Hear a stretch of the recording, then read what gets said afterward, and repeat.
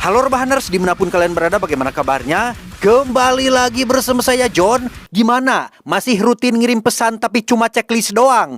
Melanjutkan The Family Plan pertama, kali ini saya akan merangkum sebuah film berjudul The Family Plan 2 tahun 2025.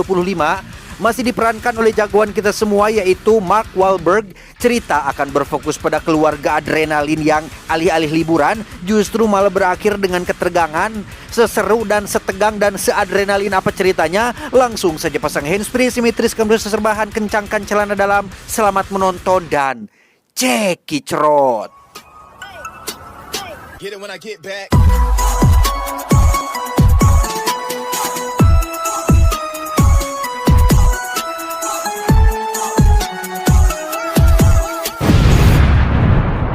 Died last night in prison at the age of 76. Cerita diawali dengan memperlihatkan berita nasional tentang kematian seorang tahanan penjara yang merupakan bos mafia terbesar di Perancis bernama McCaffrey Liam.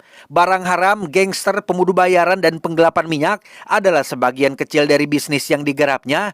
Bukan tewas akibat serangan orang dalam maupun saingan bisnisnya, Liam tewas akibat mengalami gagal jantung. McCaffrey, who has no known descendant, extortion and robbery spanning decades. Dan kisah akan berfokus pada seorang kepala jasa keamanan internasional bernama Sean Morgan. Ini orangnya. Kebetulan malam ini adalah hari jadi pernikahannya yang kesekian, sehingga sebagai kejutan, Sean meminta sang istri yang bernama Jessica untuk menunggu duluan di kamar hotel, sementara ia sendiri masuk dengan cara membobol keamanan hotel.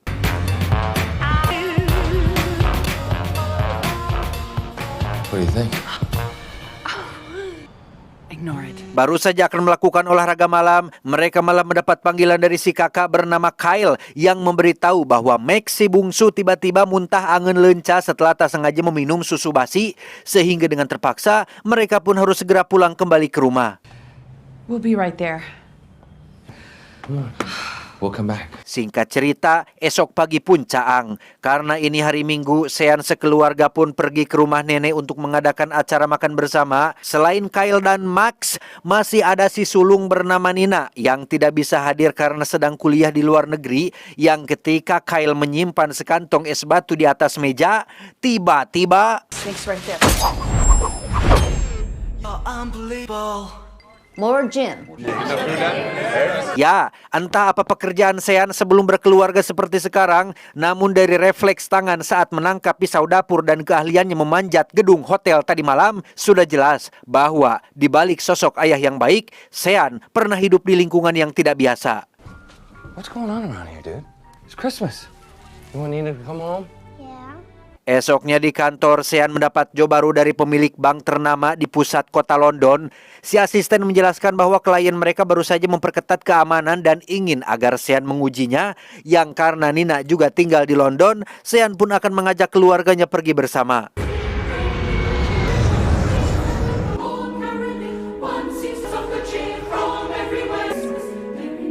Singkat cerita, tibalah mereka di apartemen dan langsung disambut oleh Nina yang cukup terkejut karena tidak diberitahu dulu sebelumnya. Yang ketika Kyle numpang ke toilet itulah, ia tiba-tiba dikejutkan oleh kemunculan pemuda asing bubu lucun dari kamar mandi yang mendadak nyelonong ke ruang tamu hingga membuat Sean nyaris saja menghajarnya. What the? Whoa. No. Oh, please let him go. It's fine. This is my boyfriend. Si pemuda yang bernama Omar ini ternyata adalah pacar Nina dan memang sudah lama tinggal bersama. Selain seorang koki di salah satu restoran terkenal, Omar juga nyambi sebagai DJ dan menjadi ketua parkur anak-anak komplek. Entah calutak atau memang karakternya yang SKSD, Omar dengan polosnya memeluk dan memanggil Sean dengan sebutan ayah. Hey, Daddy. Oh, easy there, pal. Hey, he is your boyfriend, this guy? Ripped. Can he put some clothes on? Yes, Daddy. Saat sedang jalan-jalan di taman itulah, Sean masih saja membahas tentang kredibilitas Omar yang bisa saja hanya ingin memanfaatkan. Namun Nina menjelaskan bahwa ia tahu betul seperti apa karakter pacarnya, di mana Omar sendiri terlihat sedang asik ngobrol bersama Kyle dan Max, bahkan menunjukkan sedikit keahliannya dalam bermain parkur. Namun saat si kecil Max ingin mencobanya sendiri, Parkour! You okay? Totally fine.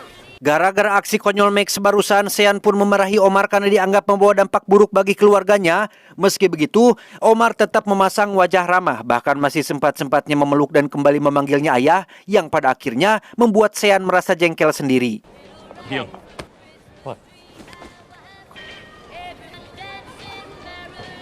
Dan inilah Bang yang dimaksud. Setibanya di dalam, sudah ada si klien yang menjelaskan bahwa tugas Sean adalah membobol sistem keamanan demi mengetahui celah kelemahannya.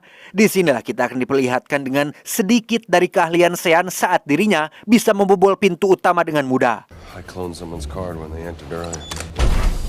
Well, this is already depressing. Si klien disarankan agar merubah sistem CCTV menjadi offline supaya tidak mudah diretas. Tiba di depan pintu masuk kedua, si klien memberitahu bahwa keamanannya sudah lebih sulit. Namun hal itu tidak berlaku bagi Sean yang hanya menggunakan secuir kertas lipat. Pintu kedua bisa dibuka tanpa kendala. It's me. You can't be back. Dan ya, setibanya di dalam, Sean cukup dibuat heran karena karyawan bank tidak mengenali si klien yang notabene adalah bosnya sendiri. Curiga jika si klien adalah seorang oknum, ia pun mulai waspada dengan situasi ini yang ketika pintu brankas terakhir berhasil dibuka, tiba-tiba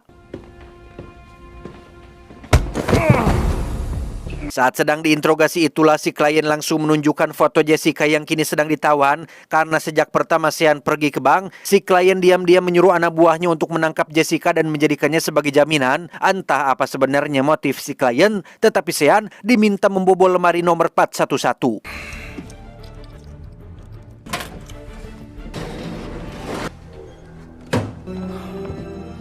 Ya, isinya adalah sebuah kunci digital dengan logo M yang merupakan kepanjangan dari Morgan alias keluarga besar Sean sendiri, di mana Anda mungkin akan cukup dibuat terkejut saat mengetahui bahwa Sean tidak lain adalah anak sekaligus pewaris tunggal dari kerajaan McCaffrey Liam alias bos mafia yang diberitakan tewas di awal film tadi. Maybe this'll help. Do you recognize where that is? Tak hanya itu saja kejutannya, Sean pun diperlihatkan foto bersama antara Liam, Sean, dan satu bocah yang merupakan anak pembantu sekaligus teman bermain Sean waktu kecil dulu.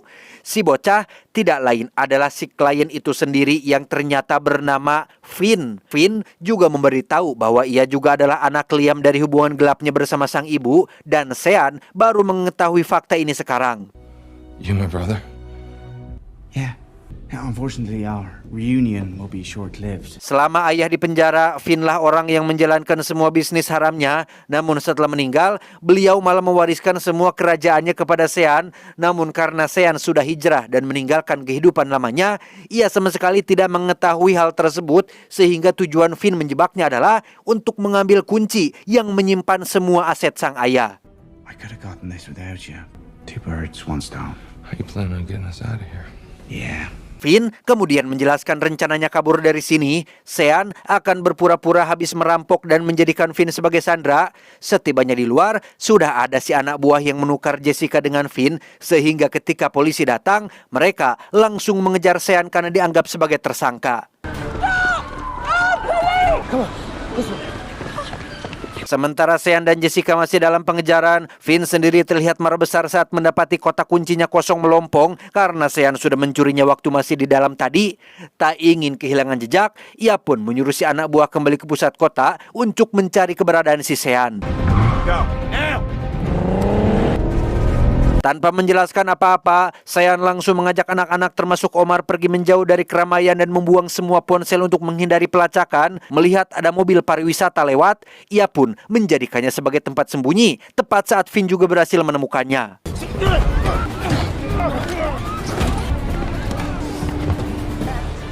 Dan ya, terjadilah perkelahian yang tidak terlalu menarik di antara mereka berdua. Sambil terus menghindar, Sean meminta maaf jika selama ini sang ayah sudah memperlakukannya tidak adil. Bahkan ia ingin agar mereka kembali menjalin hubungan adik kakak seperti dulu. Namun karena Finn malah mengancam akan menghabisi Jessica, Sean pun menjatuhkan kuncinya ke tengah jalan.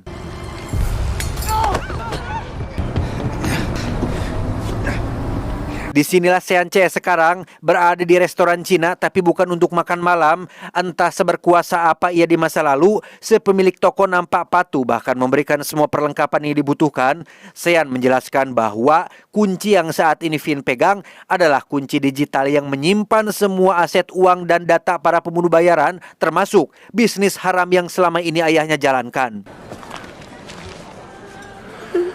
Alright, this should be enough. We're good. Everybody eat something, okay? Demi mencegah Finn bertindak lebih jauh, mereka mau tidak mau harus terbang ke Paris secepatnya, di mana Omar sempat menawari mereka bantuan dengan akan menelpon ayahnya. Namun karena Sean keburu memotong dan menyuruh Omar agar diam saja, ia pun sama sekali tidak bisa berbuat banyak. You want them? Yes, I go where you go. Koya. Fine, you're in. Yes. Untuk Finn, ia terlihat sudah sampai duluan di Paris dan langsung pergi ke markas utama. Dengan kunci digital ini jugalah ia berhasil membuka akses tak terbatas ke komputer rahasia yang menyimpan semua data penting perusahaan, termasuk rincian total aset yang jumlahnya begitu fantastis. Let's see what you got. Tempat pertama yang saya datangi adalah rumah milik agen rahasia yang pernah bekerja untuk ayahnya. Dengan fakta bahwa si agen yang bernama kita panggil saja Yuli adalah mantan pacarnya dulu, Sean cukup yakin jika Yuli pasti mau diajak bekerja sama. Sebagai langkah awal, Sean meminta Yuli menghubungkannya dengan Finn untuk melakukan pertemuan empat mata. Yeah, of course he is. Berlokasi di sebuah museum, Finn akhirnya mau diajak bertemu tanpa membawa satupun pengawal. Meski Sean hanya dianggap penghalang, tetap saja Finn adalah adik beda ibu yang harus dilindungi. Sean hanya tak ingin sang adik meneruskan karir buruk ayah mereka. Tidak masalah jika Finn ingin menguasai uangnya, silahkan, cokot ambil saja semuanya. Namun Finn punya ambisi lain, lebih dari sekedar uang. I'm not waiting outside in the cold. Bukannya membiarkan sang kakak hidup tenang, Finn justru mengumpulkan pembunuh bayaran terbaiknya untuk menghabisi Sean sekeluarga. Di mana Sean yang punya insting kuat bertahan hidup pun langsung pergi ke gudang mempersiapkan beberapa senjata. Hingga larut malam saat Yuli dan Sean sedang minum bareng, Yuli akhirnya jujur bahwa ia sudah mencampur obat bius pada minumannya. Guys, wake up! We gotta go! Niat awal ingin menjebak Sean karena mendapat tawaran uang yang tidak bisa ditolak. Yuli pun akhirnya lulus setelah melihat Sean berjuang habis-habisan demi menyelamatkan keluarganya. Sehingga ketika anak buah Finn sudah tiba di pintu depan, Yuli dengan baik hati memberikan mobil jadulnya untuk mereka kabur dari sana dan...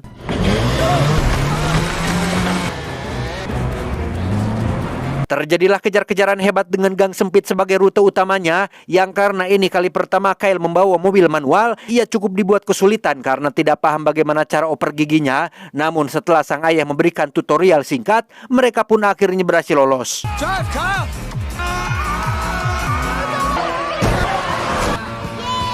I'm never driving again. Singkat cerita, esok pagi pun tiba.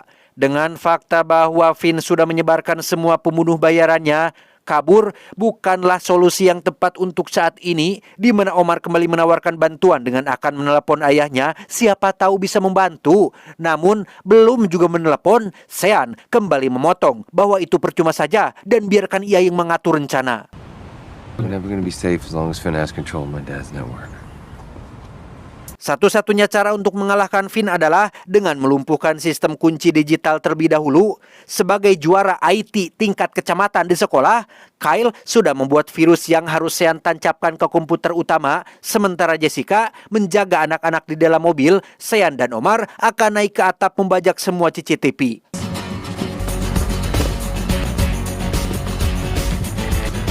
Frequencies now.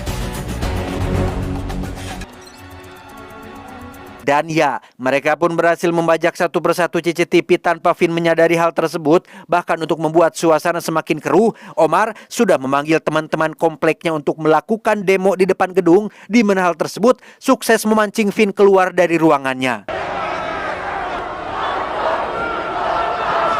Oh, boys.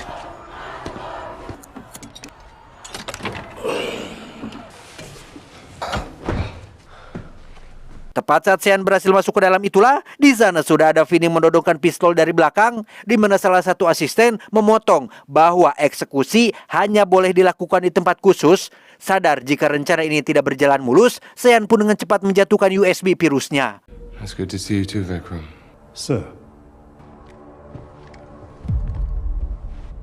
Saat sedang dibawa ke ruang eksekusi itulah alat komunikasi yang Sean gunakan malah ketahuan oleh Finn dan langsung membuangnya. Beruntung Kyle sudah memasang pelacak pada USB yang ternyata masih berada di ruang atas, sehingga tak ada pilihan lain, Jessica akan naik menancapkan virusnya. Go, Mom. Setibanya di dalam, Jessica dengan cepat pergi ke ruang utama dan menancapkan USB-nya. Giliran Kyle beraksi, ia berhasil mengakses semua CCTV dan mendapati satu pembunuh bayaran menuju ke arah Jessica yang langsung sembunyi di dalam lemari kayu, tetapi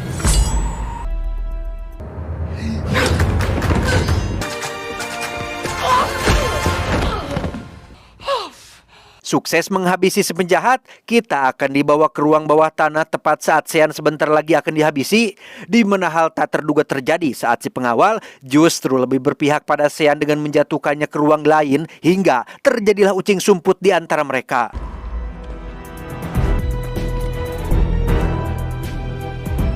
Sebagai seseorang yang sudah mengenal baik terowongan rahasia ini, tak sulit bagi Sean mencari tempat aman untuk melakukan serangan kejutan, sehingga ketika dua penjahat memutuskan berpencar, mereka tidak sadar bahwa Sean sudah ngadodoho dari balik dinding dan tiba-tiba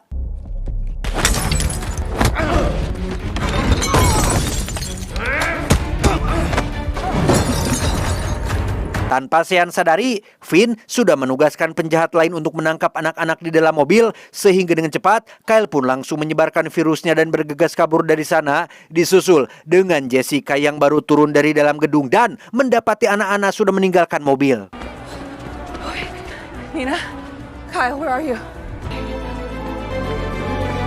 Berlokasi di alun-alun, Nina pun membawa adik-adiknya bersembunyi di dalam korsel kuda. Hingga tak lama, datanglah Jessica yang juga mencari mereka di sekitar alun-alun yang karena Max teriak-teriak memanggil sang ibu, si penjahat akhirnya berhasil menemukan mereka tepat saat polisi juga tiba di sana.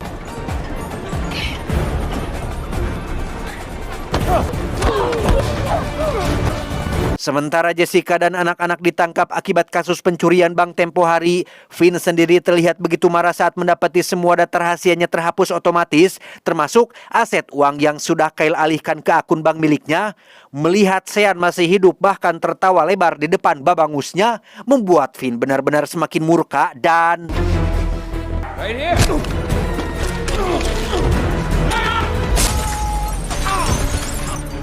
lagi terjadilah kejar-kejaran hebat di atap gedung yang berakhir dalam sebuah ruangan kayu terbengkalai.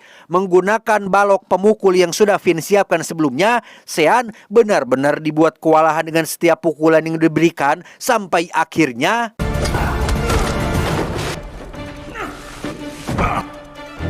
Sean ternyata masih hidup dan bersembunyi di balik tiang kayu besar. Berbeda dengan Finn yang masih berambisi ingin menghabisi keluarganya, Sean justru kembali membujuk sang adik untuk memulai semua dari awal. Namun karena Finn heras hulu alias keras kepala, Sean pun terpaksa menjatuhkannya dari atap gedung. That's right.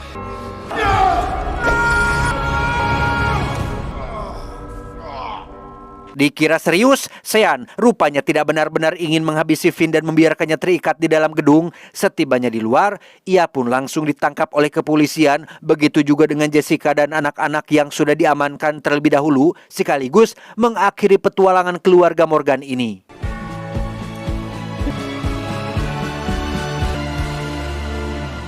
Sean mungkin akan sangat-sangat dibuat terkejut saat Omar datang bersama ayahnya yang ternyata adalah seorang jenderal Interpol. Sean yang di awal tampak ogah-ogahan pun kini malah balik sok kenal, bahkan memperkenalkan diri sebagai calon besannya yang membuat hubungannya dengan Omar semakin dekat. That's my wife, Jessica. Hi. Soon to be head of women's track at Ohio State. 1 tahun kemudian, kini Omar dan Nina resmi menikah dan memutuskan tinggal mandiri di London. Untuk Sean, ia membawa keluarga kecilnya pindah ke Ohio karena masih punya aset tanah di sana. Melihat Max si bungsu masih doyan loncat-loncat, Sean pun akan mengirimnya ke sekolah parkur ternama. That's right. Only one problem with that move. I ain't defenseless and I got you. You're here! Terakhir, kita akan dibawa ke penjara saat Sean mengunjungi Finn adiknya. Sejak awal ia tidak pernah memendam benci apalagi sampai ada niatan buruk. Apa yang Sean lakukan hanyalah ingin membuat Finn menjadi pribadi yang lebih baik. Sebagai simbol persaudaraan, ia pun membawakan jaket bulu sama persis dengan apa yang dipakainya. Melihat perjuangan dan kesabaran Sean begitu tulus, membuat Finn menyadari satu hal, bahwa apa yang ia ambisikan selama ini tidak lebih dari penutup rasa kekosongan semata.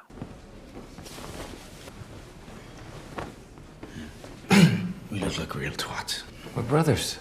Tamat, ending yang cukup memuaskan. Pesan yang bisa kita ambil dari sosok si Finn adalah ada masa ketika hati ini terasa begitu kosong, seolah dunia terus berjalan sementara kita tetap diam menunggu seseorang yang benar-benar peduli. Tapi percayalah, akan tiba waktunya seseorang hadir bukan karena iba tapi karena tulus. Hingga saat itu datang, cobalah untuk tetap bertahan karena keberadaanmu jauh lebih berarti daripada yang kamu bayangkan. Ingat, rasa sepi itu nyata, perasaan itu valid, dan kamu tidak lemah hanya karena merasakannya. Saya John mewakili jajaran direksi yang bertugas mengucapkan terima kasih dan sampai jumpa di video selanjutnya. Adios. Aqua Botol, Tuyul dan Mbak Yul.